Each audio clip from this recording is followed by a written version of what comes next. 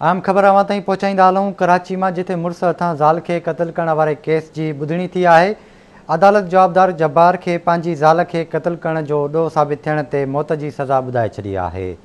आगाह क्यों अवां खे, कराची में जिथे मुड़स हथां ज़ाल के क़त्ल करण वारे केस की ॿुधणी थी, अदालत जवाबदार जब्बार के पंहिंजी ज़ाल के क़त्ल करण जो ॾोह साबित थियण ते मौत की सज़ा ॿुधाए छॾी है।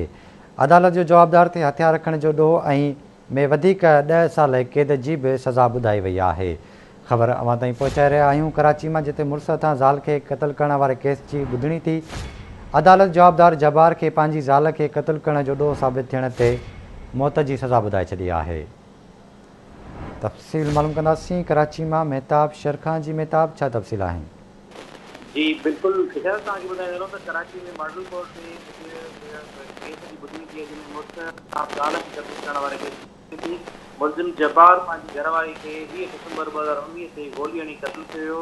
जंहिं केस की ॿुधणी थी, अदालत जवाबदार जब्बार के पंहिंजी ज़ाल जी क़त्ल ॾोह साबित थियण ते उनखे मौत की सज़ा ॿुधाए छॾी। अदालत जे जवाबदार ते हथियार रखण जे ॾोह जी भी 10 साल सज़ा जी ॿुधाए छॾी है।